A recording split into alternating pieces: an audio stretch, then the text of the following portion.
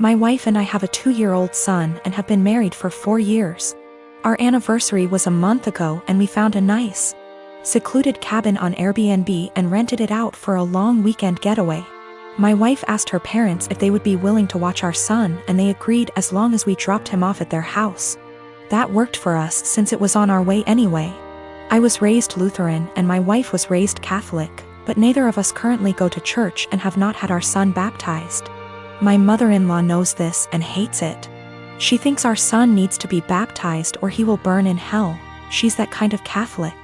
So we go on our trip, and when we pick up our son and ask how the weekend went, mother-in-law says everything went fine and that she has saved my son's soul from the devil. I ask her what she meant and she says she had our son baptized that morning at her church. I tried my best to keep my cool so I didn't scream at mother-in-law in front of my son, but I pretty much grabbed my son and left. On the car ride home I was fuming and told my wife as calmly as I could that this would be the last time her parents have our son unsupervised. She tried to downplay what her mom had done, but I told her we need to wait until we get home to talk about it because I'm not fighting in front of my kid. When we got home and had a chance to talk about it, things got heated. I told my wife I no longer trust her parents with our son, and that if they did something like this behind our backs, I can't trust them to respect our wishes as parents in the future. I said this was a huge breach of trust and I will forever look at her mom differently. She continued to try to defend her mom, saying that she was only doing what she thought was best for her grandson. She even downplayed it by saying that it's just a little water and a few words and we don't go to church anyway, so what does it matter? I told her that under no circumstances will I allow her parents to watch our son by themselves again. I said that we can still let them see their grandson, but only if we are present. I also said that if she doesn't see what the big deal is with this situation, that maybe we aren't on the same page as parents and maybe we need to see a counselor.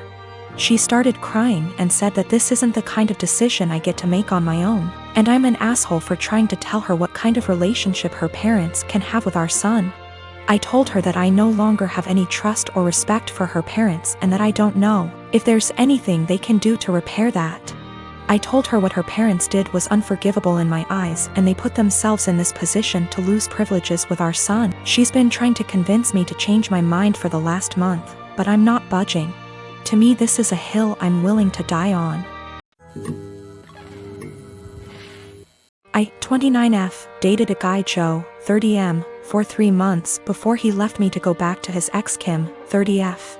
Right after we broke up I found out I was pregnant and now I'm at 24 weeks.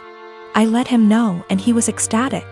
Turns out his girlfriend had fertility issues and would likely never be able to get pregnant naturally, and he has always wanted to be a father. Getting back together was out of the question for both of us, so he's still with his girlfriend. Joe was only allowed at the initial appointment because of COVID-19 and we found out I was having twins. According to Joe, when he told Kim, she had a mental breakdown about her infertility and wanted to talk to me. I met them at their house and Kim stated that she wanted to be involved in my pregnancy because she would eventually be the children's stepmother. She started telling me that I needed to do a home birth, that I needed to formula feed so that they could have the babies half of the week, that she wanted 1 boy and 1 girl, and that she wanted the kid to call her mama since they would be calling me mommy. I shut her down and said I would make the best choices for my children and my body and left. Kim continued to be overbearing and texting me every day about my eating habits, exercise habits, and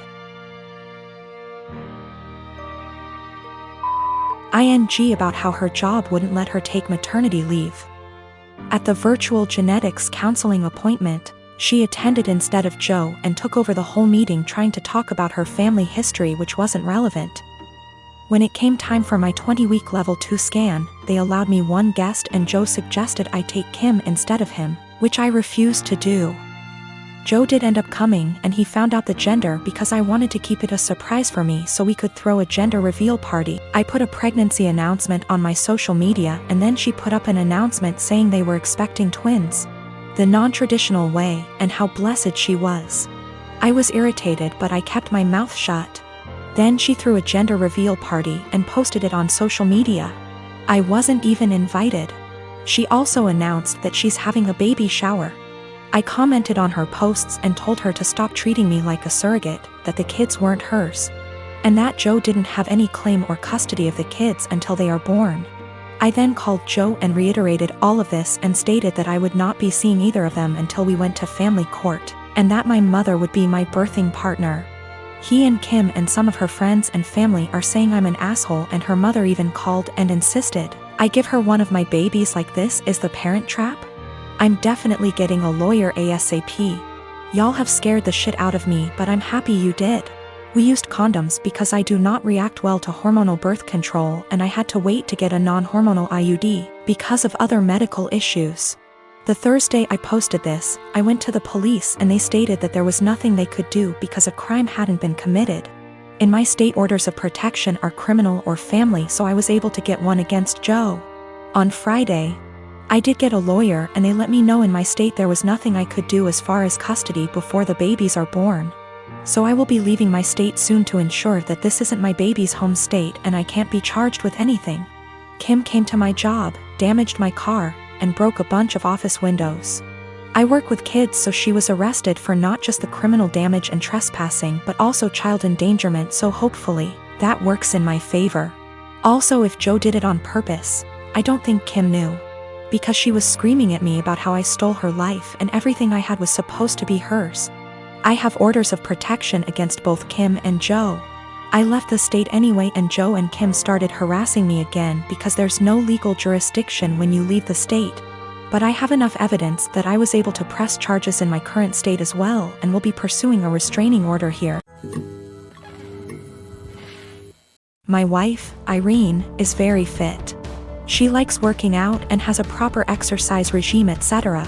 She believes that if she feels good, she looks good, and she feels good working out, so who am I to stop her?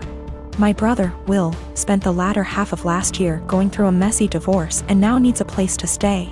Though my brother and I aren't very close, I figured he would only stay with us for a couple weeks until he got back on his feet. Will is a typical gym rat. He's always on a very strict diet, always working out and bragging about his gains. I've worked out with him a few times and he's a little obnoxious. He's always mad at you if you don't work at his pace and is always trying to correct your form. He's a pretty fit and muscular guy, but I don't like to exercise with him. Will has been pushing Irene to work out with him because, according to him, she won't be able to keep up with him. Irene mostly just shrugs him off with a laugh and tells him she would love to work out with him. Irene works out in the mornings, 3 times a week, and then does a run in the evening. But she's been busy this past week and hasn't been able to stick to her usual schedule. Will thinks that she's making excuses because she doesn't want to be embarrassed by him. Again, Irene just laughs him off. About 2 days ago, Irene and Will went on an early morning run. I didn't go with them, but the first thing I heard when Will entered the house was, "The only reason I couldn't keep up with you, Irene, is because you were sweating too much." I found this extremely comical, and kinda just laughed him off. Irene rolled her eyes and went to take a shower, so I thought that the conversation would die. However, Will just kept bringing up my wife's sweat. My wife went to work and he told her to make sure she doesn't sweat through her clothes, or when she called me in the middle of day, he yelled, "Tell the sweaty." I said hi. Of course, the comment aggravated me and I told him to knock it off and stop acting like a child. I thought that was the end of it, but he just kept going. By the end of the day, I was tired of his comments, but Irene seemed rather unfazed by them. When she served him food, he made a comment about her sweating into the food. At this point, I was at my wit's end and I told him to stop acting like a sore, slow, referring to his running pace, loser, and eat his food. Will, of course, got angry and said the only reason he was going slower than usual was because he was distracted by my wife's unhygienic sweat. Irene looked a bit offended by this, and I told Will that I would kick him out if he made another comment like that. He's been super pissed ever since. I jokingly told this story to a mutual friend and they agreed with Will. Maybe I shouldn't be so harsh. I didn't expect this amount of responses. I've decided to kick him out. He will be staying at a nearby hotel now. I live with my parents and my brother. It's always been a dream of my parents to adopt me and bro, our bio kids. And they had come to the decision that they want to adopt an older kid. They got matched with Jess, who is 13. Due to the current situation, she is not living with us, but we've met before and she spent a weekend with us in January. Jess, despite sometimes being sweet and kind, is very high maintenance and has a lot of anxiety and anger problems. She can go from 0 to 1,000 really quick. During her stay, she got triggered by something when we were in public. She and I went to a clothes shop and my parents were in a cafe nearby. Some guy accidentally grabbed her by her shoulder as he thought she was his daughter, and he apologized immediately and started screaming. I was the only person there, and I tried to calm her down, but she ran off. She was found, shaken, but safe, an hour later. I then got grounded as I had failed in being responsible for my sister. I said I didn't have a sister. My parents were angry about this and said that how dare I be rude about her, don't I know how much she's been through? She's had other outbursts, but none so huge in public. She can be cold and untrusting and was very clingy to my parents. I do admire her and think she's very brave, but I don't want to live with her. My parents call Jess often. I often say hi and try to be civil and supportive. But it seems like the only thing my parents can talk about is Jess and how brave she is, and she isn't even here yet. We live in a 3-bedroom house, and my parents promised to move to a bigger one later this year. Recently, my parents broke the news to me that Jess will move into my room, and I can pick whether I want to share a room with bro or Jess. I don't want to share with either. My brother is messy, loud, and is your average 9-year-old boy, and Jess has night terrors and screams the house down. And it's enough having to open my house to her, but I value my privacy a lot and don't want her in my room, which is like my special place. I was crushed. I asked if we were still moving, and my parents were like, we like this place and have no solid plan. I freaked out and was like, you guys are forgetting you have another daughter and are too excited about the shiny new one to remember that the one you have has feelings and boundaries, and if you're changing everything I've ever known, at least I deserve to be listened to. If this is how life's going to be, I don't want to have a sister. Good to note, my room is big enough to have a wall put in, and my parents considered it a few years back. I would be happy with that. They refuse, even though we can easily afford it, because it is too much effort. My parents are offended that I'm not being welcoming towards my sister. And I'm offended that the life I knew is going to be turned upside down, and I'm not going to have the thing I value most, my privacy.